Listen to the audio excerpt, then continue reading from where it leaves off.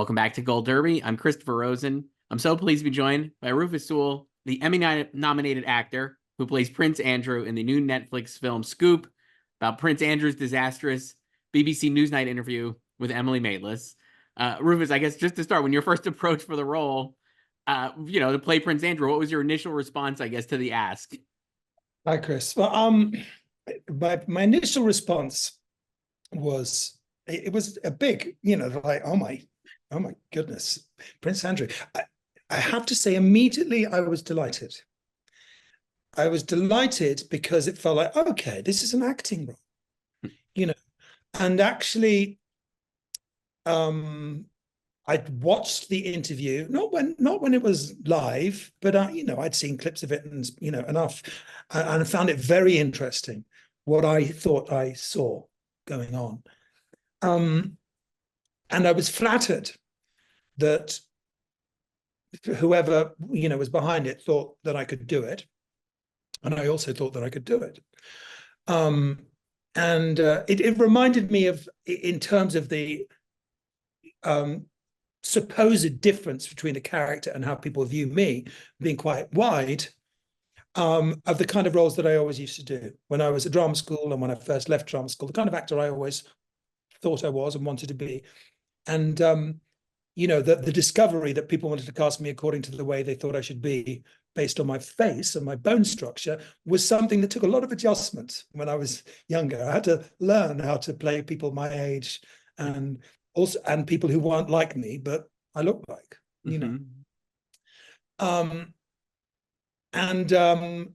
I said yes quite quickly. I did a little work on it on my own. I watched the interview and thought, God, this is going to be hard.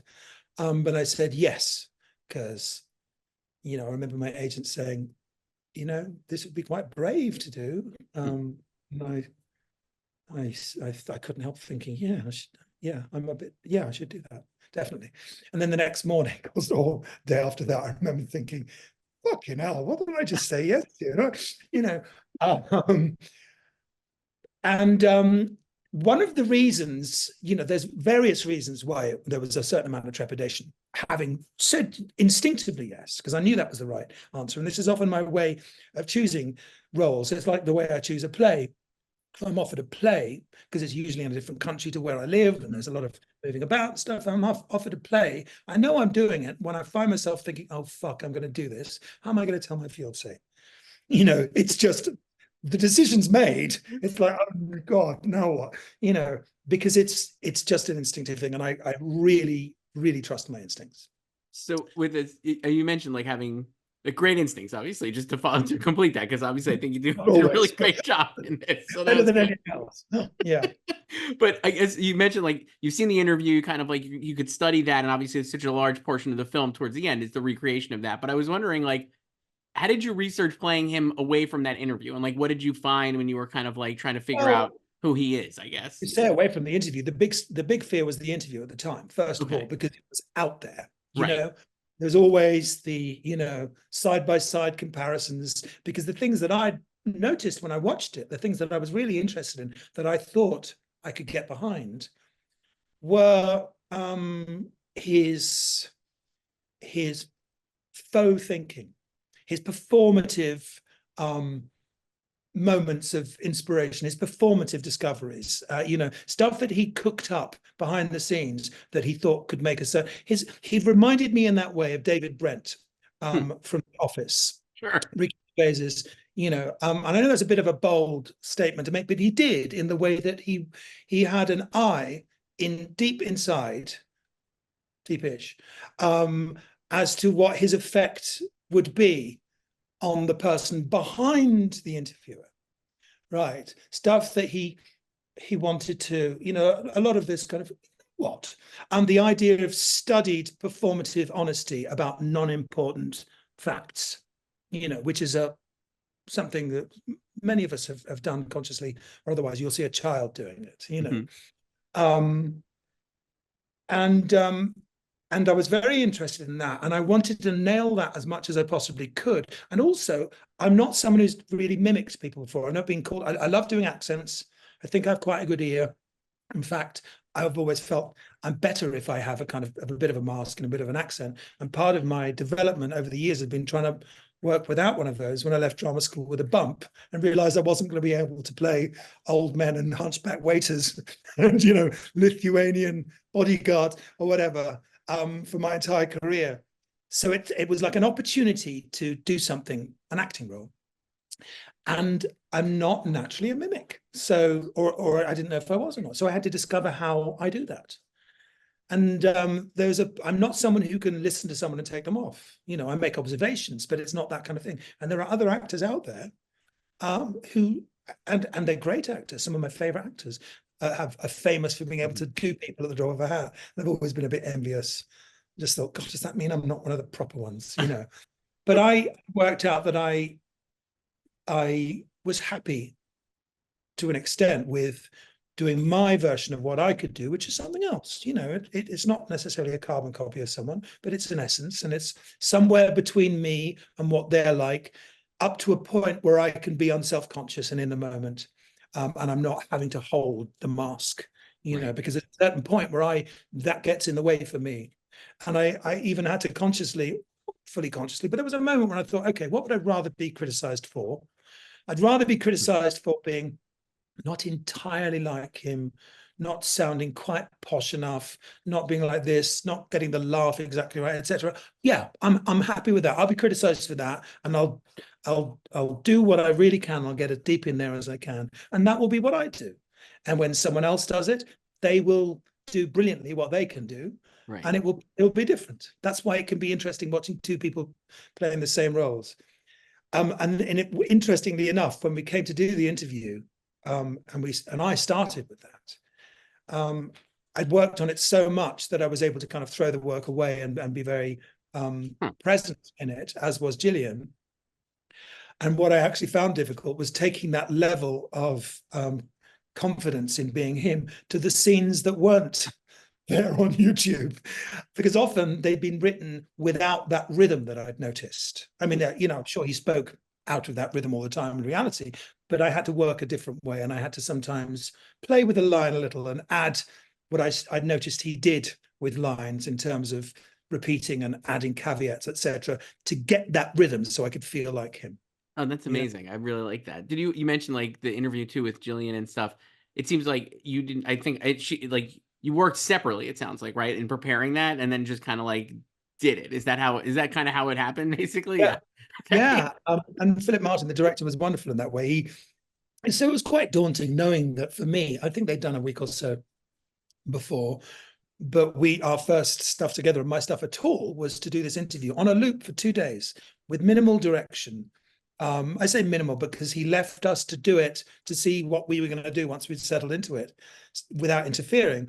And then he'd come and give a little bit of guidance and stuff, which is really the mark of a great director, as far as I'm concerned.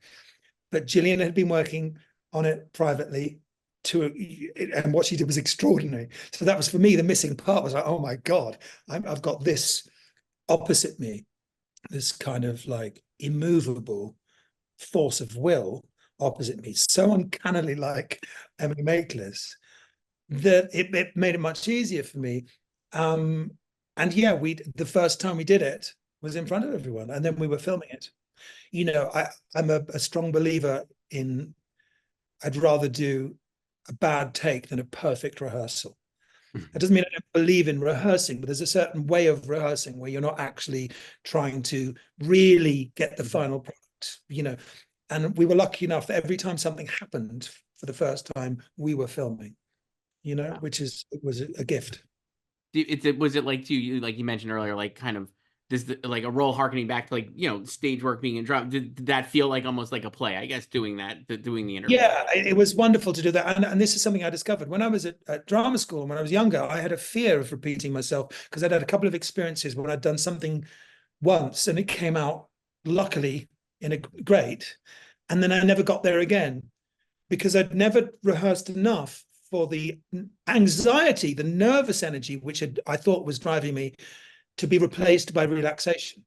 I'd always stopped because we only did a couple of performances at the time where one thing had gone away and been replaced by nothing. I've learned since then that through repetition, I get more freedom and more reality. I used to be a victim of kind of false freedoms that used to limit me. So we'd done it so many times that actually it was like doing a play, because you were safe in the little mechanism you built for yourself from like one moment to the next moment. You know, it was, and it could come out differently every time, but it was a safe environment. Right. I want to ask you to, yeah. Not for Andrew.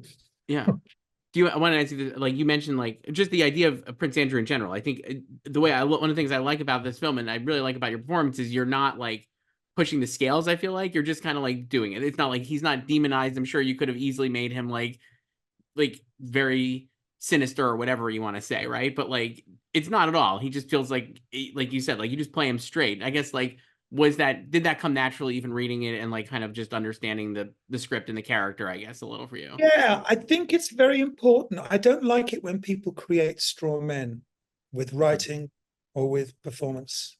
That, you know, you think the truth is a bit complex. I'm going to tilt the scales so people can get it. That throws us into trouble in real life, because we look for those signs. You know, evil, good. The reality is much more complex. And I was, you know, I got a review that accused me of humanizing him. And I thought that was hilarious. The idea that to humanize someone, do we think that means to make someone seem better? I mean, I don't see, yes, absolutely. I believe in humanizing, but that does not mean make someone seem nicer than they are. It is to show them as a human who is the product of, well, let's say, who knows, certain amount of genes, certain amount of, you know, natural predilection, but the product of their environment. As all humans are, you know, and so I try to think in terms of a grayscale. I mean, I like to take photographs, and what a grayscale does, certainly, you know, in older cameras, is they'll look at any scene and they'll see gray. If they see black, they turn the black to gray. If they see white, they'll turn the white to gray. And based on that, you can calibrate to get a true picture of what is there, including all the lights and darks. But you've got to have the grayscale. And for me, if I'm playing, which happens less often, but it's something, you know, I play characters who slant towards the side of good or could be easily viewed as nice or saintly, then I will always look, as I've noticed in real life, for the tendency for people who love humanity to not be very nice to individuals, for the mistake to equate goodness with niceness, and vice versa. So I spent a lot of time, having studied the interview for so long, watching footage that I managed to get from production of Andrew out and about with people as part of his foundation, doing Pitch at Palace, and also when he was younger, being thoroughly charming and funny and naughty and amusing, and just quite effective, that you would kind of like him. And talking to people, not just people who despised him, of which there was a few, but people who knew him quite closely, people from all walks of life who worked with him, from the press office, etc., who loved him, or at least liked him very much, who thought he was nice, a laugh or whatever. And try to get a picture from that, because in my experience, the people who do bad things, you can't tell from having a night out with them, and vice versa, you know. So, I mean, maybe in some cases you can, but it's very rare. And yeah, as I said, the straw man idea of actually making a cartoon of someone so it's easier to pitch your argument against them is well, it's just not my taste, and I think it's just not good. Yeah, I agree. It's very boring and like anti-art, honestly, when people do that. Yeah, so. Yeah, I nearly said the word art, but you know, I've got to be careful. I'll say it for you. It's fine. It's but yeah, exactly. And you know, what I was aiming for, and has happened, was to be equally criticized for lionizing and demonizing. If you can get equal criticism for both, then you're somewhere in the right area, because, you know, I was once told that good mediation leaves everyone a little bit unhappy. Yes. Very good. Yeah, that's good. I'm not trying to be medium. I'm just trying to do it as I see it. Do you know what I mean?